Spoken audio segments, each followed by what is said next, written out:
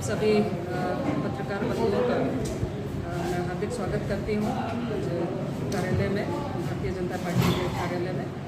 और आज के इस प्रेस वार्ता में हमारे साथ है हमारे प्रदेश के प्रवक्ता श्री जे ऋतुविज जी, सरोज जी, बड़कुंवर जी, गीता जी, हेमंत जी।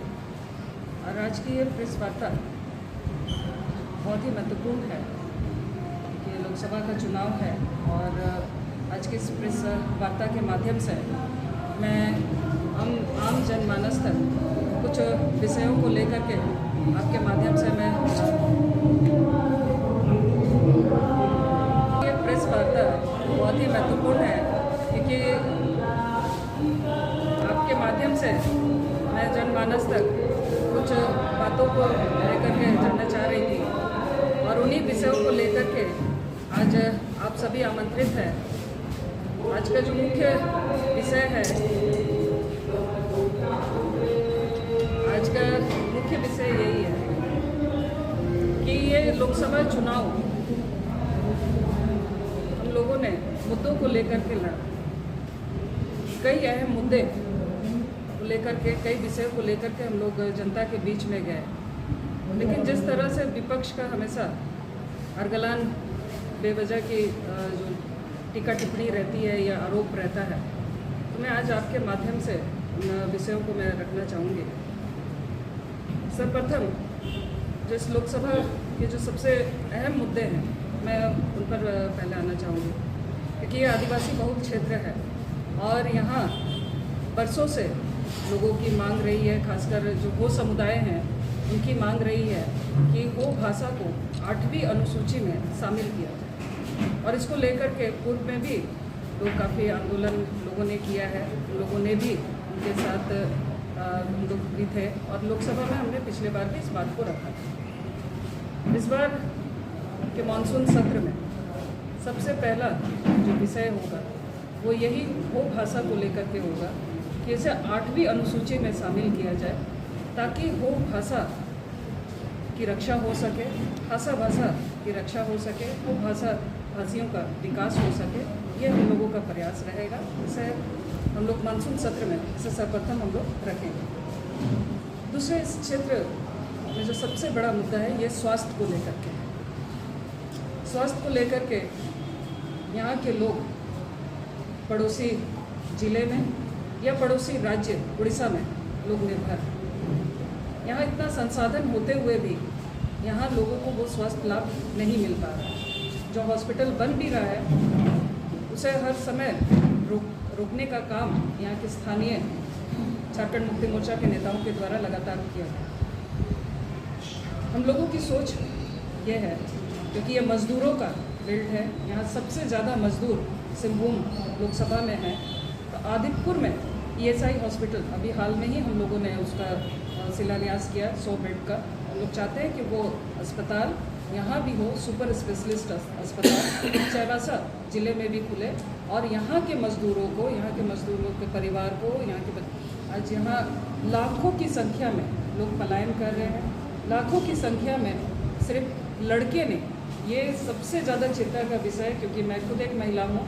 कई बच्चियाँ यहाँ से सबसे ज़्यादा पलायन कर रही है। अगर हम चकंदरपुर स्टेशन में हम जाए देखें, वहाँ हजार की संख्या में हर दिन बच्चे बाहर काम करने के लिए जा रहे हैं। उसमें कई लोग नाबालिग बच्चे भी हैं और इस पर हम लोगों ने कई बार यहाँ की सरकार, वर्तमान सरकार को अवगत भी कराया, झारखंड मुक्ति मोर्चा कांग्रेस गठबंधन की सरकार को, लेकिन उन्होंने कोई पहल नहीं की। इसलिए हम लोगों की प्राथमिकता होगी कि इस पलायन को रोके, जो बाहर जा रहे हैं बच्चे उनको रोकने का ये हम लोगों की प्राथमिकता होगी। इसके लिए जो यहाँ माइंस थे, एक समय में यहाँ 40 माइंस चला करते थे, उन माइंसों को पुनः उनका लीज नवीकरण करके उसको पुनः चालू कराना, ये हम लोगों की प्राथमिकता होगी।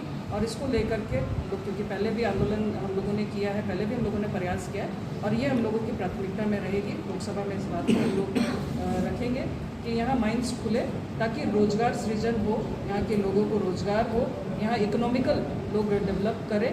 और तीसरा है कि पलायन जो हो रहा है वो यहाँ रुके। ये हम लोगों की प्राथमिकताएं होंगी। इसके बाद यहाँ जो सबसे बड़ी बात है, क्योंकि माइंस से हम लोगों ने बात किया, तो यहाँ और एक मुद्दा है कि आदिपुर इंडस्ट्रियल एरिया, ये इंडस्ट्रियल एरिया में भी स्मॉल स्केल जो छोटे छोटे फैक्ट्रीज चलते हैं, आज वो भी सरकार की गलत नीतियों के कारण, राज्य सरकार की गलत नीतियों के कारण, उनका सपोर्ट सिस्टम नहीं होने के कारण कई सारे स्मॉल स्केल इंडस्ट्रीज आज बंद के कगार पर है। और हम लोग ने लगातार इस बात को रखा है कि भाई उन छोटे छोटे इंडस्ट्रीज़ को भी सपोर्ट मिले, ताकि वहाँ भी रोज़गार सृजन हो, वहाँ के लोगों को भी रोज़गार मिले और वो क्षेत्र भी इकोनॉमिकल रूप से और ज़्यादा मजबूत हो और ज़्यादा बढ़े। भी लगातार पत्रकार बंधु भी इस बात को लगातार उठाते रहे हैं, डिस्ट्रिक्ट मिनरल फंड, और इस बात को लेकर के हम लोगों ने लगातार बात भी रखा है कि ये डिस्ट्रिक्ट मिनरल फंड आदरणीय मोदी जी का बहुत ही महत्वपूर्ण योजना था कि क्योंकि हम लोग भी माइंस एरिया में रहे हैं, CSR के नाम पर कभी भी माइंस जो है वो पूरा काम नहीं करती थी। CSR में 2-4 गांव को गोद ले लिया और उसी पर कभी पानी दिया तो दिया, कभी रोड बनाया तो बनाया, नहीं तो कोई काम उनका नहीं होता था। कहीं ना कहीं इन चीज़ों पर नकेल कसने के लिए और CSR का पूरा फ़ायदा लोगों को मिले, उस आसपास के लोगों को मिले, इसके लिए डिस्ट्रिक्ट मिनरल फंड का गठन किया गया। लेकिन बड़े अफसोस के साथ ये कहना पड़ता है कि इस ज़िले में डिस्ट्रिक्ट मिनरल फंड का सबसे ज़्यादा अगर कहीं दुरुपयोग हुआ है तो इस ज़िले में हुआ है, और इसकी जांच भी होनी चाहिए। जिस तरह से अपने चहेते ठेकेदारों को काम दिया गया, जिस तरह से जो प्रभावित एरिया था, जो सबसे ज़्यादा प्रभावित एरिया है जहाँ माइनिंग होती है, चाहे वो मनोहरपुर का एरिया हो, जगन्नाथपुर का एरिया हो, उन जगहों पर आज भी लोग लाल पानी पीने के लिए बेबस हैं।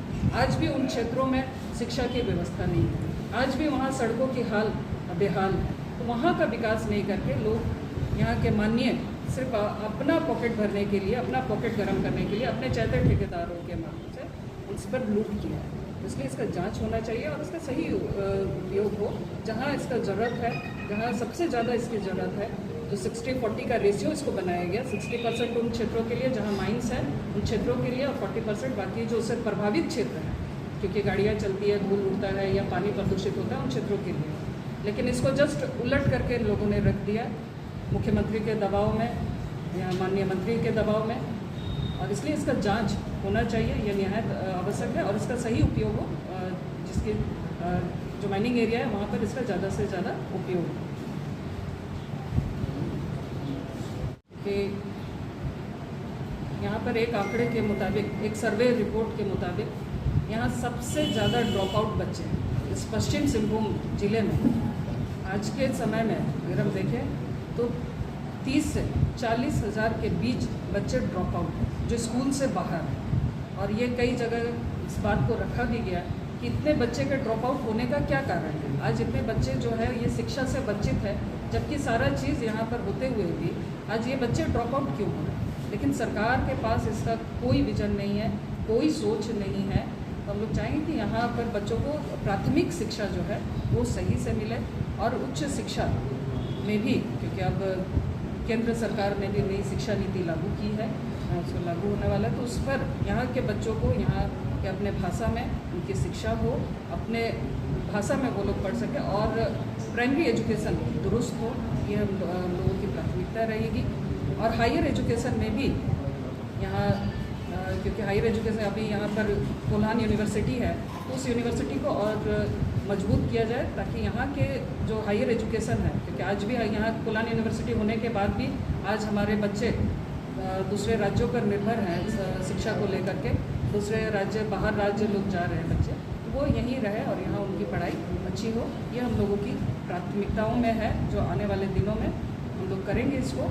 और सरकार, केंद्र सरकार की बहुत सारी उपलब्धियां हैं जिनको देख करके आज लोग प्रभावित हो रहे हैं। आदरणीय मोदी जी के कार्यों को देख करके लोग प्रभावित हुए हैं, और लोगों, आज आम जनमानस जो है ये मन बना चुकी है कि भारतीय जनता पार्टी को वोट करना है। तो मैं उन कामों पर भी थोड़ा सा आप लोगों का ध्यान आकृष्ट कराना चाहूँगी। आज इस क्षेत्र में जो सड़कों की स्थिति थी, सबसे दयनीय स्थिति थी। आज केंद्र सरकार को हमने आग्रह किया था, 2019 में ही हमने आग्रह किया था कि इसे NH बनाया जाए, और यहाँ जो फ्लाईओवर्स हैं, जहाँ भी रेलवे ये है उसको फ्लाईओवर किया जाए। और केंद्र सरकार ने इसको स्वीकृत भी कर दिया, लेकिन यहाँ की राज्य सरकार की नेग्लिजेंसी बोलिए या उसे काम करने की इच्छा शक्ति नहीं थी, इसे काफ़ी विलम्ब कर दिया गया। नितिन गडकरी जी भी आए थे और उन्होंने भी इसका शिलान्यास किया, लेकिन अब सरकार इसको बना रही है और बहुत जल्द ये रोड बनेगा। तो ये एक बहुत बड़ी उपलब्धि है इस क्षेत्र के लिए कि यहाँ NH सड़क का निर्माण होगा और जो फ्लाईओवर है 4 फ्लाईओवर, उसका काम भी अब यहाँ शुरू होने जा रहा है। इसके अलावा जो ग्रामीण सड़क है, ग्रामीण सड़क मैं आपको बता दूँ 14 से जब से भारतीय जनता पार्टी की सरकार है, एक समय में सिर्फ इक्का दुक्का ही प्रधानमंत्री ग्रामीण सड़क सुनाई देता था, लेकिन 2014 से इस क्षेत्र में करीब 2368 किलोमीटर सड़कों का निर्माण हुआ है और अभी भी कई रोड अभी बनना है। हम लोगों की प्राथमिकता है कि उन सड़कों को भी हम लोग प्रधानमंत्री ग्रामीण सड़क योजना के तहत उन सड़कों को जोड़ें। और इसके अलावा आज यहाँ झारखंड में PM जन आरोग्य योजना के तहत लाखों गरीबों को चिकित्सा प्रदान की जाए। ये सिर्फ अप्रैल 2024 तक अगर हम आंकड़ा देखें तो 8,02,309 लाभुकों को इसका लाभ मिला और इस योजना से प्रतिदिन 20 से 25 हज़ार लोग इसका लाभ ले रहे हैं। इसके अलावा यहाँ प्रधानमंत्री आवास की हम बात करें तो 2014 से लेकर के 24 तक 80,000 आवास का निर्माण हुआ और इन 80,000 आवास सिर्फ 80,000 ही हो पाया क्योंकि यहाँ की जो राज्य सरकार है उसकी नेग्लिजेंसी की वजह से कई आवासों को आज अधूरा कर दिया गया। लेकिन उसके बाद भी अब लक्ष्य हम लोगों का है कि 2024 में हम लोग 10,000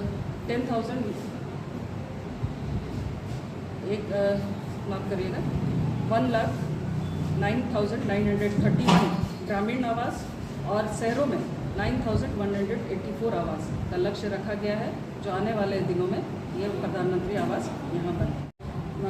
किसान सम्मान निधि में कितने लोग बेनिफिट लिए हैं, स्वच्छ भारत मिशन में कितने लोगों ने बेनिफिट लिया है, इस तरह की कई योजनाएं हैं और इसी को देख करके यहाँ की जनता ने यह मन बनाया है कि इस बार 2024 में भारतीय जनता पार्टी को पुनः पूर्ण बहुमत के साथ आदरणीय मोदी जी को प्रधानमंत्री बनाने का लोगों ने संकल्प लिया है। और आज मैं इन्हीं शब्दों के साथ सभी पत्रकार बंधुओं का बहुत बहुत धन्यवाद करती हूँ। मैडम एक बात बिल्कुल सही प्रश्न किया। 2019 की बात है, 2019 में ये आंकड़ा 2019 के आंकड़ा आप बता रहे हैं, इसको लेकर के हम लोग सभी काफ़ी चिंतित हैं और आपको ध्यान में होगा कि कुपोषण का यहाँ केंद्रों को बढ़ाया गया है। जो पहले था उसको और बढ़ाया गया, चौवासा में बढ़ाया गया, जगन्नाथपुर में बढ़ाया गया, कुटपानी में बढ़ाया गया और ये हमने ही प्रश्न किया था लोकसभा में और उसके बाद इसको बढ़ाया गया और अब कुपोषण के क्षेत्र में ये क्षेत्र काफ़ी उसकी स्थिति सुधरी है। मैडम DOT की बात कर रही थी, DOT में तो आप भी मेंबर थी 5 सालों में, आपके साथ उसको रोक क्यों नहीं लगाई गई अगर उस पर कहीं दुरुपयोग हो रहा था? बिल्कुल, हमने कई एक बार इसको आवाज़ उठाया है, हम लोगों ने कई बार इस विषय को रखा। हमने तो मंत्रालय में भी लिख करके दिया था कि किस तरह से इसका दुरुपयोग हो रहा है, तो लेकिन क्योंकि सरकार झारखंड मुक्ति मोर्चा की सरकार थी, गठबंधन की सरकार थी, उस कारण से कार्रवाई नहीं हुई। लेकिन अब लोग चाहते हैं कि इस पर कार्रवाई हो, जिसका जितना हक है, अधिकार है, उनको उसका हक अदा करना।